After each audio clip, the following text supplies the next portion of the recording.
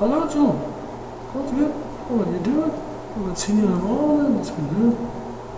I've just been on holidays for a while too as well. 6 weeks in Tahiti, it's good. Going back to the studio again, you know? Yeah. To what? To Hampstead? Oh, well, you know. When did it start? Oh, it was north, it's Christmas, I don't know when it started. You mean with the Beatles and all those? Probably around, it was before Sergeant Pepper, I think. But it was before Ozzy met Black Sabbath, but I think it was in 1970, I think. It was strange. I don't know, but the hamsters, it's a common thing in England. Well, you're putting them in your bones, oh, sure. But it's not that way in North America, you know. We didn't know that. But we put a bunch of those things on the, backwards tapes and stuff in our albums. Well, backwards masking, they call it. It took a long time to do that. Not the hamster thing, but to record them and incorporate them in the music, you know. It was tough to do that. You know, like, what we did was, I think the first one we did was, I think it was Sergeant Pepper's. Sergeant Pepper's Lonely Hearts Club, and it was tie the string on the hamster, not too tight, or something like that backwards. I can't remember exactly what it is. A Day in the Life, I think it was A Day in the Life, was it John? Lucy in the Sky, I think was, don't light the fire or something, like on the tube. You're not supposed to light a match. You're supposed to use like a flashlight when you peer in to find out that, so it can see light, so it knows how to get out, right? Go to the light, go to the light a little bit, sort of a thing, right? But one time I heard the story that someone used a lighter just to look in there to see, and the person had farted into intestinal gas kind of a thing, and he almost died, right? It was 3rd-degree burns inside of his colon and his rectum, and then the hamster shot out and almost killed the person, broke his nose. It shot out 100 miles an hour or something like that. So, I mean, that I guess now it's a no-brainer. You don't use like a lighter or like a match or anything to get so the hamster can see it, so you can get him out. Right? Here Ringo's mother, Mumsy, whatever you want to call her, Mrs. Starkey, whatever. She was into a professional hamster retrieval, which was good. It was good to have her around. When something goes wrong, it can happen. Not too often it does if you've got the string on there, right? You pull them out, right? No problem. But she did a lot of the hamster retrieval, rodent retrieval is what it was called. So that, for the people who didn't really know what was going on, she was sort of, what could you, I got some problem with the rodent, and she would come and see you, and you wouldn't tell her right away. Because in case, but she doesn't make that public, in case there's a lot of people that don't know about it too, right? But especially in North America. I mean, it's not too many people that maybe 10 years, maybe 15, 20 years ago at the most. I mean, it's like Richard Gere, I think, was the first one who sort of made it public, or not really public, but it was known to have done that with the hamster. But in England, it's a common thing. Well, it was, back in the 60s, the 50s and 60s, there was like 2 channels on the telly. So like after the midnight, there's not much to do, right? Unless you're a hooker or something, I mean, even all the stores are closed. Everything. There's nothing to do. So I mean, it wasn't uncommon to I mean, hamsters were everywhere.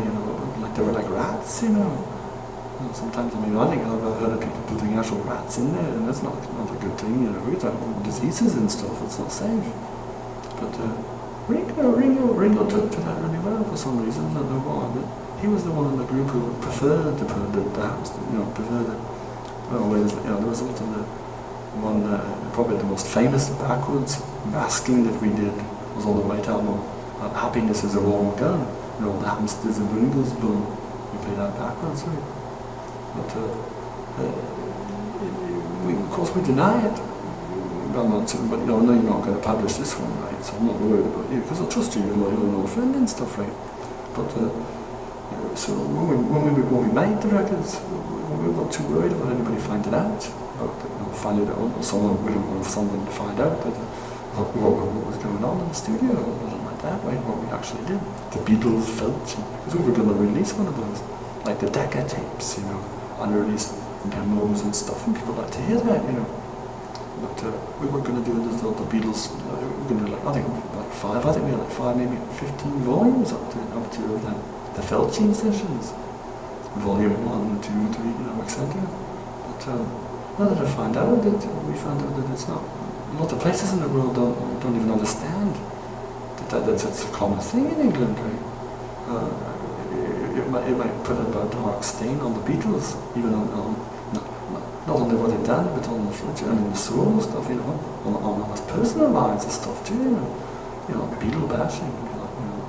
So we try to keep that under wraps as far as you know, not telling anybody. I think, you know, except for close friends and stuff that were, you know, like Eric Clapton and you know, the Ozzy and Tony and Geezer and stuff that were, you know.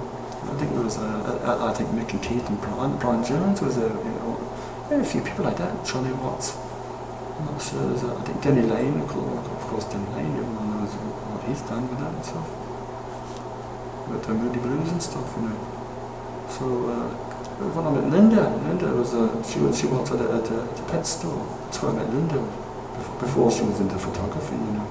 And she got me. She thought I was, you know, she had a crush on me or something, you know. Oh yeah, you can just have the apps. So I don't know, I can afford it, you know. Not that I can't afford it, so I'll just take it, you know. Just be gentle and don't hurt it, you know. So I'm not going to hurt it. I wouldn't do that. I'm cruel, you know. But some people, they think it's cruel to put the house down, you know. No, I don't know. I was never one for doing that. But George always, I know George wanted to, but he was always the one that would kind of tell on, you know. Did I see, you know, when I saw Alan Parsons, I remember when the Pink Floyd were there, we were going to record with them, Sid Barrett. And Alan Parsons was there, and the hamster got out. We had a closed session, but nobody can get in, right? We got security and everything. But the hamster got out somehow. Ringo had it in his bass drum or something, in the cushion or something. And I guess he forgot I was in there, and he was boom, boom, boom. Let's get the fucking shit out of it, you know. Probably deafened it, I would imagine. Anyways, he got out of the studio, and he got into the engineer booth, where Alan Parsons was. And then there was I think George Martin was there too. I don't think George saw, but I'm not sure. Maybe he just didn't tell us, but George knew about it, right? So it wasn't a big deal. But Alan wasn't very, you know. I don't know if he, you know, if he didn't know or if he was, but I don't think he was too keen on even those sort of things being in the studio. Not that he had any say, but he was like an apprentice engineer at that time. It was before Dark Side of the Moon, you know. He actually helped us out on Sgt. Pepper, you know. So he was just sort of, it turned out to be a brilliant engineer, obviously, but George was it's all in Ringo's bone, you know. So, don't tell everyone, George. That's not something we're, nowadays when we're older, we're grown up, we're not so proud of it, you know. We're sticking things in our bone, you know. We all got our wives and families and kids and stuff. We don't want to be telling them about it. I'm sure they'll find out, but, you know.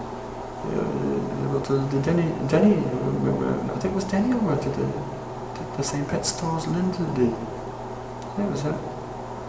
And that's why he wrote Go Now. It was like, go now. That was like go into the, you know, into the tube, like so you could run around inside your bum, kind of a thing. I think that's what it was. I mean, he didn't do any of the later stuff, you know, like Nights and White Satin kind of a thing. You know. He'd left the group by then. So when we formed Wings, I think it was 73. I think it was 72, 73 or anything. And he, you know, I went over his place and we'd have dinner with the family and stuff. And you know, you want to go pass the hamster around? The hamster? You know, no, you don't do that, do you, Danny? I said, what do you mean? I said, well, he says, I worked at a pet store for so many years, Paul. You know, it's like having a fag or a smoke, you know, or a drink or something. I said, well, I don't really go for that sort of a thing, Denny, you know.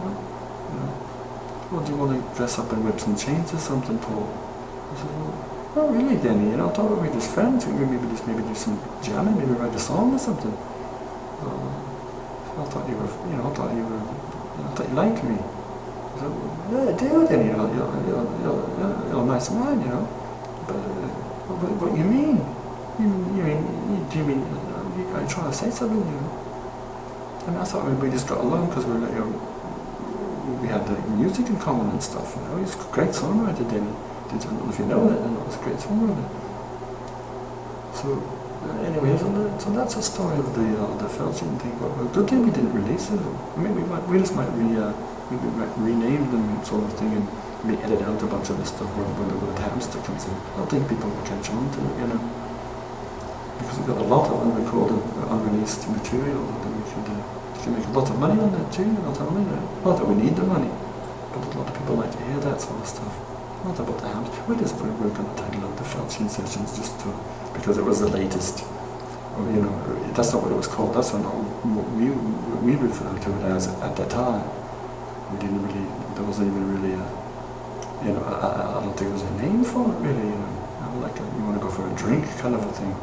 Like it was hamster passing or rodent racing or something, whatever you want. There were so many different names for it. We didn't really have like a nickname or something for it. But now that it's in 1976, we've been releasing a lot of the old, greatest hits of the Beatles, and we thought, well, let's get together. We'll figure out. We'll put some unrecorded stuff, demo stuff together, and we'll release them as a package, maybe one at a time, for the next 2 years or something, But what's called the Felching Sessions, because there's a lot of reference in the backwards messages and stuff to putting hamsters in your bone and stuff.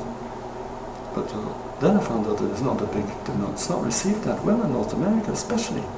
So we'll have to go through it again before we release it out. I hope that Capitol doesn't, or Apple, or Capitol, whatever, doesn't decide to release it without. We're going to get out. It's a good thing that you brought that up, actually. I'm glad you did. So I guess look forward to that. As far as maybe for Beatles stuff, a bit like I don't think it's going to be called. Always it will be called the Felching Sessions. I'm just not quite sure what it'll be called then, but well, we could maybe some more Wings stuff. I'm not sure. Maybe we might get Wings back together again. I'm not sure then. So what? Master. Oh, I thought you said hamster.